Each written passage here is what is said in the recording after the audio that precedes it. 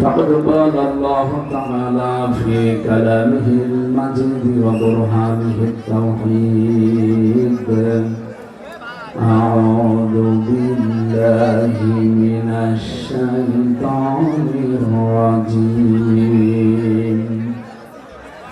بسم الله الرحمن الرحيم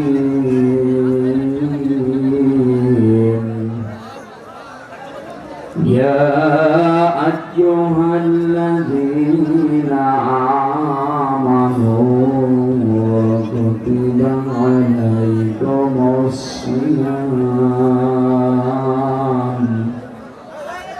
كما كتب على الذين من قبلكم لعلكم تتقون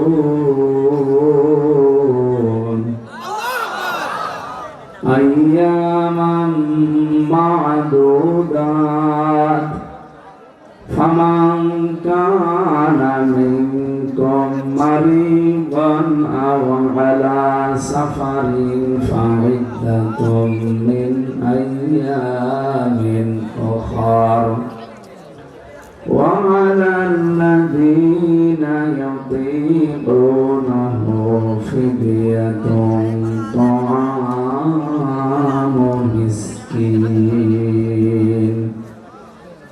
فمن تطوع خيرا فهو خير له وأن تصوموا خير لكم إن كنتم تعلمون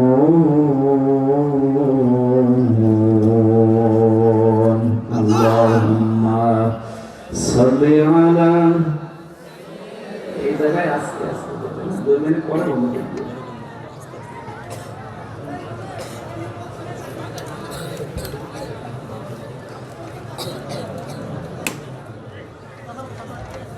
بلغ العلا بكماله كشف الدجى بجماله حسنت جميع خصاله এখানে ওটা একটা ফুটিয়ে পানি ওটা তো না দেন আর ফুটিয়ে দেন এইগুলো একটা ফুটিয়ে দেন 10-12টা ফুটিয়ে দেন তাড়াতাড়ি করে মোবাইল নিয়ে দেন ফোটা দেন আর ফোটা ঠিক আছে আলহামদুলিল্লাহ ভাই আওয়াজ করা যাবে না আমরা কোরআনের অনুষ্ঠানে এসেছি এটা ইবাদত চলছে এটা দুনিয়ার সাধারণ অনুষ্ঠান কত দূর দূরের মানুষ এসেছে জানেন এখানে এই জন্য যারা অত দূর থেকে আসলেন তারা কিন্তু আপনারা খাবারও দেননি তাদের গাড়ি ভাড়াও দেননি তারা ইবাদত মনে করে রাতের বেলা এসেছে আবার ঝুঁকি নিয়ে ফিরে যাবে এই জন্য খুব সতর্কতার সাথে আজকের 1-1.5 ঘন্টা সময় আমরা পার করবো ঝিনাইদহ জেলার মহেশপুর থানার অন্তর্গত যাদবপুর দারুল কোরআন নুরানি হাফিজিয়া মডেল মাদ্রাসার উদ্যোগে ৩য়তম বাৎসরিক ঐতিহাসিক তাফসীরুল কোরআন মাহফিলের স্বনামধন্য সভাপতি হাফেজ মাওলানা ফজলুল করিম প্রতিষ্ঠাতা মহাকামী মাদ্রাসা সম্মানিত পরিচালক জে এম তাজ ভাই সার্বিক পরিচালনায় আছেন ব্যবস্থাপনায় মোহাম্মদ বাবলুর রহমান এ মাহফিলে এতক্ষণ যারা আলোচনা রেখেছেন বিশেষ করে চুয়াডাঙ্গা থেকে আগত তরুণ বক্তা মাওলানা আবু বকর সিদ্দিক অন্যান্য ওলামায়ে কেরাম আমি তো অনেকের নাম জানি না একবারে দোয়া করছি আলেমদের জন্য ওয়ারফানা লাকা যিকরাক বলেন আমিন মঞ্চে বসা সম্মানিত ব্যক্তিবর্গ বিশেষ করে আমার শ্রদ্ধাভাজন ব্যক্তিত্ব আজকে একজন এসেছে আপনাদের এলাকায় বাড়ি সামান্তা জনাব নজির আহমেদ সামনে বসা মুসলমান ভাইরা পর্দার আড়ালের সম্মানিতা মা এবং বোনেরা প্রশাসনের ভাইরা প্রাণ প্রিয় মহেশপুরবাসী আল্লাহর দরবারে শুকরিয়া জানাচ্ছি যিনি আমাদেরকে মানুষ বানিয়েছেন ওয়ালাকাদ কাররামনা বানি আদম আল্লাহ তাআলা বলেন আমি বনি আদমকে সম্মান দিয়েছি। আল্লাহ বলেননি যে যারা ঈমানদার তাদের আমি সম্মান দিয়েছি, না, মানুষ যারা তাদেরই সম্মান আছে। এই এলাকায় অন্য ধর্মের মানুষ নেই, কথা বলা যাবে না, ওদের কাজ ওদের করতে দিন, ওরা ঠিক মতো বসে পড়বে। 1-2 মিনিট আপনি এখানে দাঁড়িয়ে কি করেন? যারা মিডিয়ার লোক তারা বাদ দিয়ে কেউ দাঁড়িয়ে থাকবেন না ভাই, আপনার জন্য যেন ডিস্টার্ব না হয়। ওদের একটা পেশা, ওটা ওদের কাজ ওদের করতে দেওয়া লাগবে। আপনারা এখানে যদি 20,000 মানুষ আসেন, এখন 20 কোটি মানুষ হয়তো তামাম দুনিয়ায় শুনছে এটা। আর যেহেতু সামনে একটা বরকত, রহমত, মাগফিরাতের মাস ছায়া ফেলতে যাচ্ছে, আর একটা দিন আছে মাঝখানে, সুতরাং একটা গুরুত্বপূর্ণ বিষয় আমরা আজকে আলোচনায় নিয়ে আসবো। ওরা যেন ছড়িয়ে দেয় বিশ্বময়, বলেন আমিন। এই জন্য অন্য ধর্মের যারা এসেছেন বা আশপাশে আছেন তাদেরকে ওয়েলকাম জানাচ্ছি। কোরআন শুধু মুসলমানদের জন্য না, হাযা বায়ানুল লিন্নাস হুদাল লিন্নাস, মানুষ পদবাচ্য যারা বিবেচিত তাদের জন্য এই কোরআন। কি বলেন না কেন? এই জন্য যারাই মানুষ তারাই আসতে পারেন আজকে। যদিও একটা কথা ভুল বাংলাদেশে প্রচার করে, আমি অন্য দেশে এটা পাইনি। কিছু মানুষ বলে যে ধর্ম যার যার, উৎসব সবার, না, এটা ঠিক না। ধর্ম যার যার, উৎসব তার তার, এটা ঠিক আছে। এই কথা বলছেন না কেন? কিছু মানুষ দুর্বিসন্ধি করে এখানে একটা প্রতারণা করার মাধ্যমে ধোঁকাবাজি করে কিছু ভোট পাওয়ার জন্য নিজের ঈমানটা এভাবে বিক্রি করে দেয়। আপনি কি জানেন এই কথা বললে কোরআনের আয়াতের সাথে আপনার কথা সাংঘর্ষিক? লা ইকরাহা ফিদ্দীন লাকুম দীনুকুম ওয়ালিয়া দীন, এই আয়াতগুলোর সাথে আপনার ওই কথা পুরাটা একেবারে কন্ট্রাডিকশন। এই জন্য আমরা এই কথা যেন আর না বলি। দুনিয়ার এই সমস্ত ফেরে বেপড়ে ঈমানটাই হারিয়ে ফেলে অনেকে। এমনকি কিছু মানুষ এখন বলতে শোনা যায় তাদেরকে, যারা বলে কোরআনের সাথে রাজনীতির কোনো সম্পর্ক নেই, এরা মুনাফিক। কোরআন দিয়ে রাজনীতি করা ফরজ। 918 জায়গায় এরকম আয়াত আল্লাহ কোরআনে দিয়েছে। কত জায়গায়? 918 জায়গায়। এই তুমি কথা বলেন কেন? আশ্চর্য তো, আমারে বসিয়ে দিও না গল্প। আমি কিন্তু চলে যাবো এবার ভাই, এমনি দেরি করে তুলেছেন। বললেন যে 9টায় চলবো, আমি সেই একা এসে বসে আছি, কিন্তু বাড়ি থাকতে পারতাম ঘন্টাখানে। এমনিতে সারাদিন সারা রাত শুধু গাড়িতে গাড়িতে, কথা ঠিক রাখলো না। 9:30 বললো 10টা, এখন ঘুমিয়ে পড়া দরকার, আর এখন তুলে দিচ্ছে। আগামী থেকে আশপাশে কোনো থানায় জেলায় আসলে আপনারা পোস্টারের নিচে লিখে দেবেন আমির হামজা রাত 8টায়, এভাবে লিখে দেবেন। যদি পারেন নেবেন, না হলে আমার দাওয়াত নেওয়ার দরকার নেই, অন্য যারা আছে তাদের নিয়ে আসবেন, কারণ আমাকে বেঁচে থাকা লাগবে আগে। জালেমরা 3টা বছরে আমার শরীরে কিচ্ছু রাখে না, সব শেষ করে দিয়েছে। এমন কোনো জায়গা নেই যা আমরা টর্চার করে না। এই জন্য আমি তো অসুস্থ, এই শরীর নিয়ে টিকে থাকতে হলে ডাক্তাররা বলছে পর্যাপ্ত পরিমাণে ঘুম লাগবে, কারণ 3 বছর বহু ঘুমের ঘাটতি গেছে। প্রশ্ন আসতে পারে যে 3 বছর তো কোনো কাজই করেনি, শুধু এক ঘরে বসেছি, ঘুমাতে পারেনি। আরে ভাই, ঘুম আসে, ঘুমের বড়ি খেয়েও ঘুম আসতো না। শুধু আমার ওই মেয়েটার কথা মনে পড়তো যে কেমন আছে ফারিহা জান্নাত, জালেমরা 3টা বছর তারও দেখতে দেয়নি। যাই হোক, মুক্ত জীবনে যখন এসেছি, অন্তত যে গরুটি আপনারা চাষ করে খাবেন, গরুটা যেন মরে না যায়। তার মানে আমি গরু না, মানে আপনি বলছেন ঠিক না, গরু অসুবিধা নেই, আমি গরু। গরুদের কোনো হিসাব আছে? আল্লাহ বলবেন মাটি হয়ে যা, কিয়ামতে মাটি হয়ে যাব। আপনাদের এই কথা যেন আল্লাহ কবুল করে, কিয়ামতে আল্লাহ গরু মনে করি মাফ করবে। আমিন। হ্যাঁ, এই কথা বলুন না।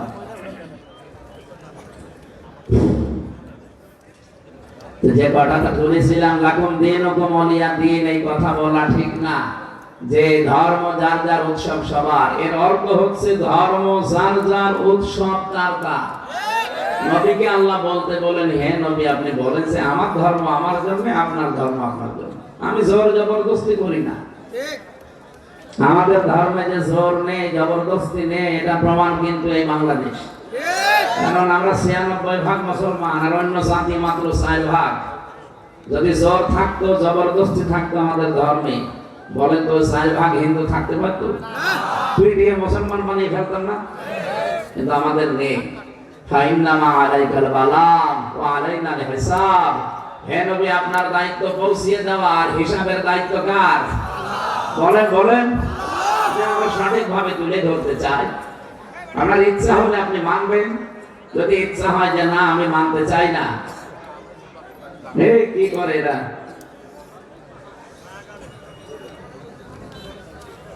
ইয়া আইয়ুহাল্লাযীনা আমানু মান ইয়ারতাদ্দা মিনকুম আন দীনিহি ফাসাফা ইয়াতিল্লাহু বিকওমিন ইউহিব্বুহুম ওয়া ইউহিব্বুনাহু। আল্লাহ বলেন, ঈমানদারেরা যদি কেউ ইসলাম থেকে, দিন থেকে ফিরে চলে যায়, আমি আল্লাহ কিন্তু অতি শীঘ্রই তাদের উপরে এমন একটা দল তৈরি করে দেব যারা আমাকে ভালোবাসে, আমিও তাদের ভালোবাসি। আমার মনে হয় বাংলাদেশে অনেকে এখন দেখতে পাচ্ছি ধর্মীয় কায়দায়, এমনকি রাজনৈতিক ভাবে, দলীয় ভাবে ইসলাম থেকে অনেকে দূরে চলে যাচ্ছে। ওরা মনে করছে আমরা চলে গেলে ইসলামের মনে হয় 12টা বেজে যাবে, আল্লাহ মনে হয় দুর্বল হয়ে যাবে। আল্লাহকে এরকম?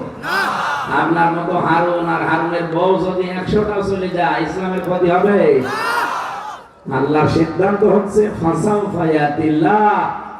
যদি কেউ আমার দিন থেকে ফিরে যায়, অতি শীঘ্রই আমি আল্লাহ এই দেশে ওই জাতির উপরে এমন একটা দল তৈরি করে দেব, ইউহিব্বুহুম, যাদেরকে আমি নিজেই ভালোবাসবো, ইউহিব্বুনাহু, তারাও আমাকে ভালোবাসবে।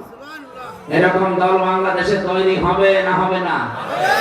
এখন যেভাবে দেশে ধর্মীয় কায়দা, রাজনৈতিক কায়দায় মানুষ আল্লাহর দিন থেকে, আল্লাহর বিধান থেকে ফিরে চলে যাচ্ছে।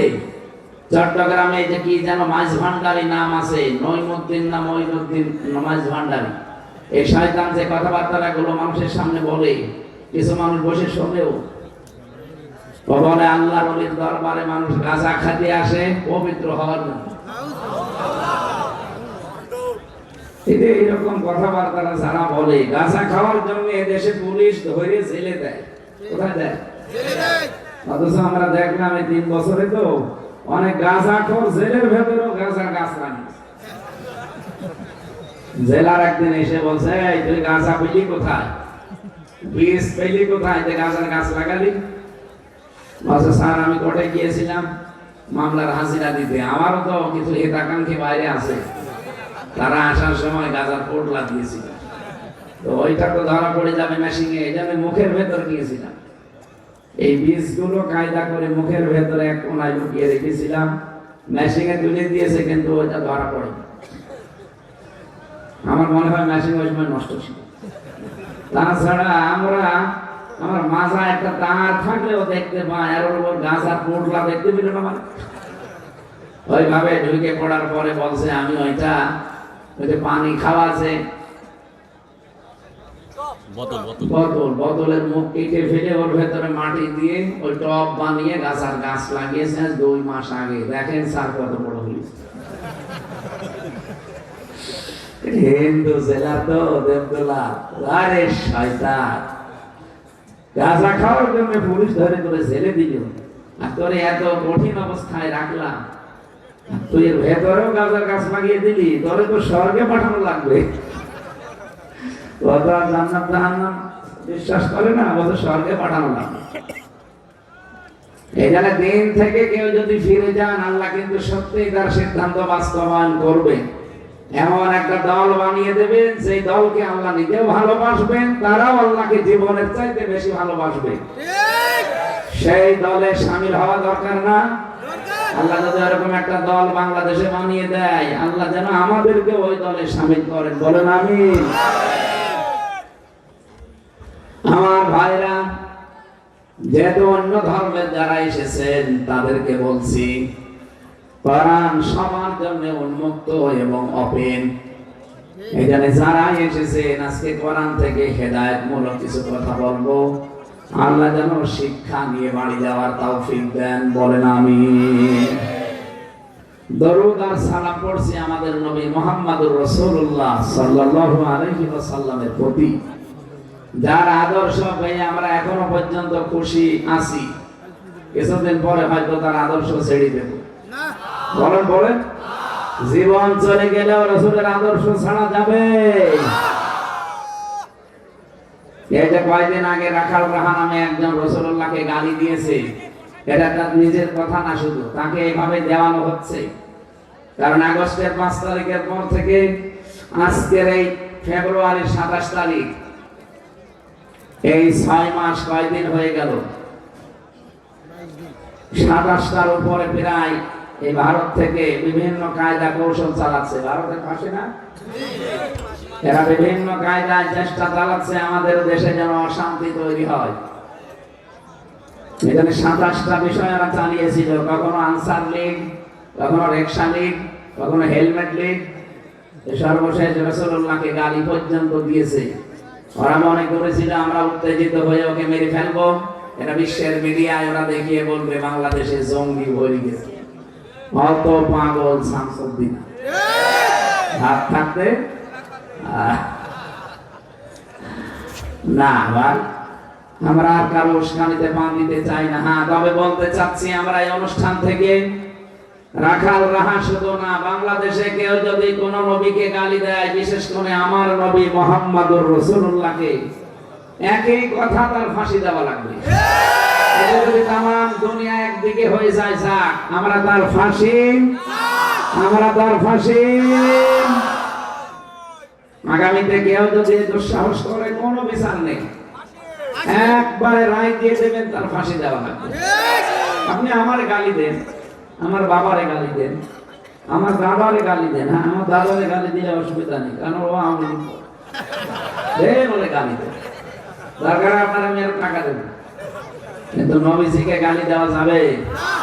বিশ্ব নবীর উম্মত হওয়া ছাড়া, তার সুপারিশ, তার সিগনেচার ছাড়া যত ইবাদতই করেন জান্নাত যেতে পারবেন না। সুতরাং দল মত এখানে আর দেখলে হবে না।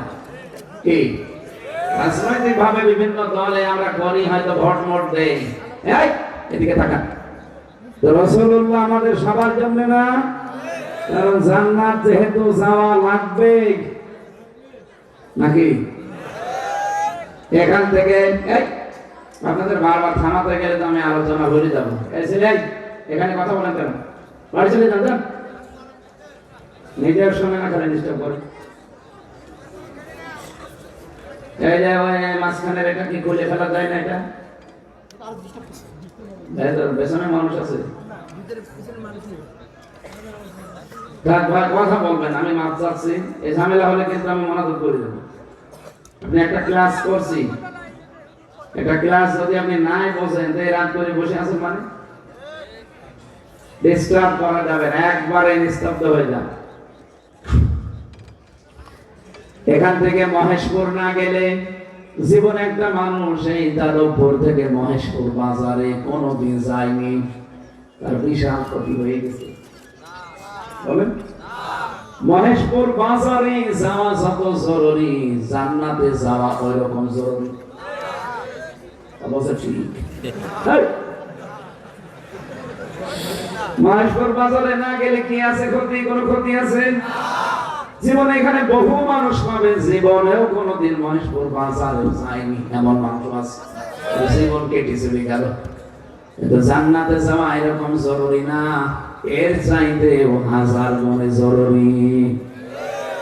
এজন্য জান্নাতে যেতে হলে যেহেতু রাসূলুল্লাহ সিগনেচার লাগবে, ওনার সই থাকবে, তাছাড়া আপনাকে আল্লাহ জান্নাত দেবে না। ওনার সই পাওয়ার জন্য আগে যিনি বলছিলেন যে আল্লাহকে ভালোবাসতে চাইলে রাসূলুল্লাহকে আপনাকে অনুসরণ এবং তাকে ভালোবাসা লাগবে। আমি আয়াত থেকে কয়েকটা তথ্য পেয়েছি, হয়তো উনি সময় পাননি, এই জন্য ভালোভাবে বলতে পারেননি। এইদিকে তাকান, قُلْ إِن كُنتُمْ تُحِبُّونَ اللَّهَ فَاتَّبِعُونِي يُحْبِبْكُمُ اللَّهُ। হে নবী, আপনি বলুন, তোমরা যদি বলো আল্লাহ তোমাকে ভালোবাসি, এ দাবি আমাদের নেই? এই দাবি আমাদের আছে যে আল্লাহ তোমাকে ভালোবাসি। এ দাবি করলে হবে না, এটা দেখাতে হবে। কি দেখাবেন?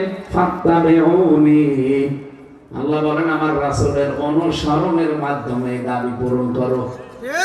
তার মানে যারা দাবি করছি আল্লাহ তোমাকে ভালোবাসি, একমাত্র পদ্ধতি রাসূলুল্লাহকে অনুসরণ করা লাগবে।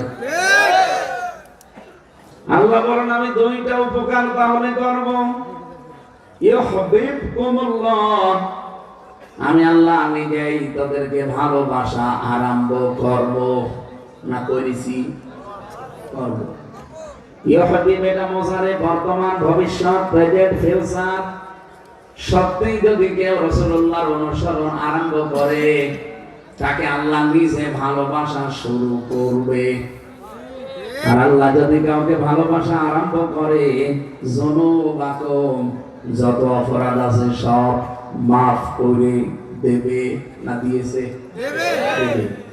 ওয়া ইয়াগফির লাকুম, এইটা অনুসারে জাম্বন আল্লাহ না দিয়ে যুনুব দিয়েছেন। এ কারণে সত্যিই যদি মহেশপুরবাসী আপনি রাসূলুল্লাহকে অনুসরণ আরম্ভ করেন এখন থেকে, পেছনে যত অপরাধ ছিল সবগুলো আমার আল্লাহ মাফ করে আপনাকে ভালোবাসা আরম্ভ করবে।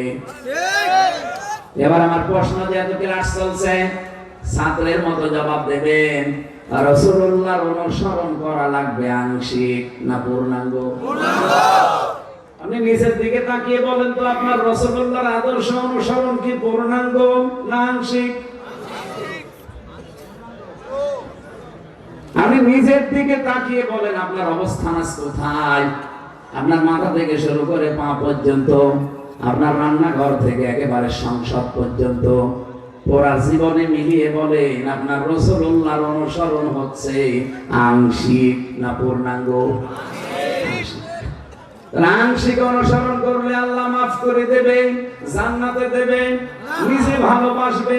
এ কথা কোরআনে পেয়েছেন? আমি তো পাইনি। আমার কোরআনের উপরে অনার্স মাস্টার্স করা, পুরা কোরআনের উপরে আমি তো পাই। জায়গা পাই।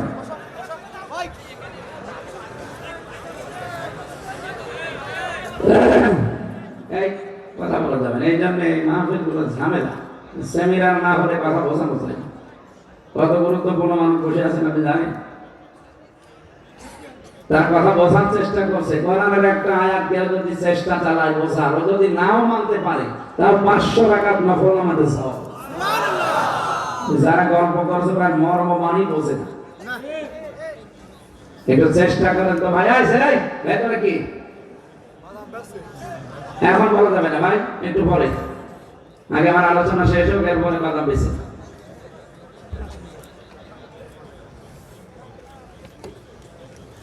মহেশপুরবাসী, এই আয়াত থেকে আমরা যতগুলো তথ্য তাফসীর থেকে বের করলাম, তার মানে আমি নিজের দিকে তাকিয়ে বলতে পারি আমার অনুসরণ এখনো পূর্ণাঙ্গ আরম্ভ হয়নি, আংশিক হচ্ছে।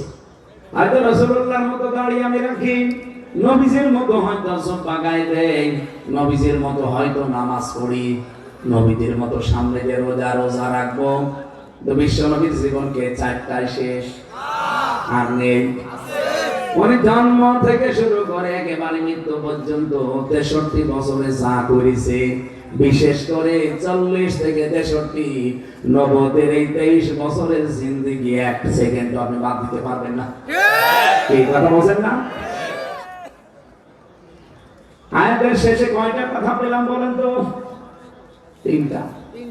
কেউ যদি সত্যিই রাসূলুল্লাহকে অনুসরণ আরম্ভ করে দেয়, 1 নাম্বার আল্লাহ বলেন আমি নিজে তাকে ভালোবাসা শুরু করে দেব। তাকে ভালোবেসেছি তা না, বাসবো। আমি দেখতে চাই অনুসরণ আরম্ভ করেছে কিনা।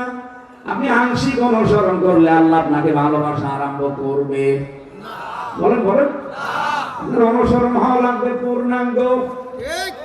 এই পৃথিবীতে বহু মানুষ রাসূলুল্লাহকে ভালোবেসেছে, আল্লাহর নবীর অনুসরণ করেছে, কিন্তু আংশিক।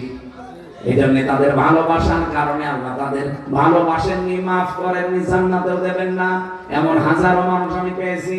তার ভেতরে 1 নম্বরে নবীর চাচা আবু লাহাব আর আবু তালেব। এই দুইজন চাচা এত বেশি ভালোবেসেছিল রাসূলুল্লাহকে, নিজের বাড়ির কাজের লোক পর্যন্ত বলেছিল জানুন দিয়ে আজাদ করে দিলাম, মুক্ত করে দিলাম। আর আবু তালিব তো নিজের সন্তান হযরতে আলীকে রাতের বেলা কাছে রাখতো না, মুহাম্মদ রাসূলুল্লাহকে নিজের বেডের উপরে রেখে ছোটকাল থেকে মানুষ করেছে। বিশ্বনবী যতদিন তার চাচা বেঁচে ছিলেন একটা সেকেন্ডের জন্য কোনোদিন চিন্তা করেন নাই। এত বেশি আগলিয়ে রাখতেন, অথচ এই লোকটার অনুসরণ ছিল না রাসূলুল্লাহর ভালোবাসা ছিল। আবু লাহাবের ভালোবাসা পেয়েছি জীবনে, কিন্তু রাসূলুল্লাহর অনুসরণ আমি পাইনি। এই জন্য এই দুই চাচাকে আল্লাহ নিজে ভালোবাসেননি, মাফ করেননি, আর জান্নাতে তো দেবেনই না। এ পর্যন্ত বুঝেছে? এবার রাসূলুল্লাহ আপন চাচার সাথে আমি নিজের মিলাম। আপনিও ভালোবাসেন রাসূলকে, আমি জানি। রবিউল আউয়াল আসলে আপনি মিলাদ পড়বেন, জিলাপি খাবেন, খিচুড়ি খাবেন, আমিও জানি। কি করবেন না এটা? আপনার যেমন দাড়ি বড় বড়, আবু তালেবের দাড়ি এত বড় ছিল, ওর জীবনী পড়ে দেখেন, পুরাটা ওর শরীরের স্ট্রাকচার দেওয়া আছে। আবু তালেবেরও দাড়ি কিন্তু রাসূলুল্লাহর মতো বড় ছিল। আবু তালেবেরও জামা রাসূলুল্লাহর মতো জুব্বা ছিল বড়। আবু তালেবের মাথায় পাগড়ি থাকতো সব সময়, কারণ ওই দেশের জাতীয় পোশাক ওইটা। অথচ লোকটা রাসূলুল্লাহকে অনুসরণ না করার কারণে কিয়ামতের দিন হাদিস এটা, তার পায়ের নিচে আল্লাহ জাহান্নামের দুইটা জুতা পরিয়ে দেবে। এই জুতার কারণে তার মাথার মগজ পর্যন্ত টকবক করে পড়তে থাকবে। আর আবু লাহাবের জীবনী পড়ে দেখেছি, সায়াসলা নারান যাতা লাহাব ওয়া মারাতুহু হাম্মালাতাল হাতাব। রব্বুল আলামিন বাক্য শুরু করার আগে সিন দিয়েছেন সায়াসলা। আরে ভাই, আসলা দিলেও কিন্তু অর্থ হয়ে যেত, সিন দিলেন কেন? এখানে বালাগাত মানতে যারা পড়ায় বা পড়তে পারে, বালাগাত মানতে গিয়ে সিন শব্দটা 13টা অর্থে ব্যবহার হয়। সিন আছে, সাফা আছে, কদ আছে, লাম আছে, এরকম 13টা। কোন সেন্টেন্সের আগে যদি একটা ব্যবহার হয়, বাংলা অর্থ দাঁড়ায় তখন যে অতি তাড়াতাড়ি। আল্লাহ বলেন, অতি তাড়াতাড়ি আমি আবু লাহাবকে জ্বলন্ত আগুনে প্রবেশ করাবো, না করিয়েছি? ইয়াসুরা এটা মোজারে, বর্তমান, ভবিষ্যৎ, প্রেজেন্ট, ফিউচার। তার মানে সামনে আমি ওরে করাবো। যেহেতু মারা গেছে, ও দুনিয়ায় আছে না, ও মারা গেছে, এই জন্য ওর আযাব শুরু হয়ে গেছে। বিশ্বনবী মেরাজে দেখেছিলেন যে চাচা আবু লাহাব এই আঙ্গুল দুইটা মুখের ভেতর দিয়ে চুষতেছে। ডাক দিয়ে বলে, চাচা কি কি অবস্থা আপনার? বলে, ভাতিজা, তোমার জন্মের পর এই দুইটা আঙ্গুল দিয়ে আমি আমার বাড়ির কাছের মেয়ে তাকে আমি আজাদ করে মুক্ত করে দিয়েছিলাম, কারণ ওই জামানায় মানুষ বিক্রি হতো। এই মেয়েটাকে আমি বহু টাকা দিয়ে কিনে এনেছিলাম বাড়িতে কাজ করার জন্য। আমার হুকুম ছাড়া ও বাড়ির বাইরে এক পাও রাখতে পারতো না, তাহলে পিটানি খেত। কিন্তু যেদিন তোমার জন্ম হয়, এই দাসীটা, ওর নাম সুয়াইবিয়া, ও একেবারে এক দৌড়ে বাড়ি থেকে বের হয়ে আমার কাছে এসে বলেছে, মালিক, আপনার মরা ভাই আব্দুল্লাহর সন্তান হয়েছে, খুব সুন্দর। ডাক দিয়ে বলে, তোর আমি নিষেধ করি না যে বাড়ি থেকে বের হবি না, কেন বাড়ি থেকে পর্যন্ত আসলি? মেয়েটা বলেছিল, হে আমার মালিক, যে সুন্দর ছেলে আমি দেখে এসেছি, আপনার তো ভাই নেই আব্দুল্লাহ, সে যদি বেঁচে থাকতো সন্তানের জন্য আনন্দ করতো। যেহেতু ভাই নেই, আপনি তার চাচা, আপনার কি আনন্দ লাগে না? এই সুসংবাদটা না দিয়ে আমি আজকে আর থাকতে পারলাম না, এই জন্য জলদি করে চলে এসেছি। আবু লাহাব ওই দিন এই দুইটা আঙ্গুল দিয়ে বলেছিল, যা, যদিও তুই আমার টাকা দিয়ে কেনা, তোরে আমি আজকে মুক্ত করে দিলাম এমন সুসংবাদ দেওয়ার কারণে। হে আমার ভাতিজা মুহাম্মদ, ওই দিন থেকে যেদিন আমি ইন্তেকাল হয়েছে, আমি মারা গেলাম, মরণের পর থেকে আমার আগুন লেগে আছে। আমার কবরে আগুন ছাড়া কিছুই নেই। কিন্তু সোমবারের দিন, যেদিন তোমার জন্ম হয়েছিল, ওই দিন শুধু আমি এই আঙ্গুল দুইটা মুখের উপরে নিয়ে একটু চুষতে থাকি, আমার আযাব একটু হালকা মনে হয়। আপনি কি টের পাচ্ছেন আমি কি বলেছি? এটা তো একটা কাফের, কিন্তু রাসূলুল্লাহর জন্য একটু খুশি হয়েছিল তার জন্মে। আল্লাহ তার এই কাজটা নষ্ট করেনি। কিয়ামত পর্যন্ত নাকি এই দুইটা আঙ্গুল চুষতে থাকবার একটু শান্তি পাবে সোমবারের দিন। দুনিয়াতে যেইভাবে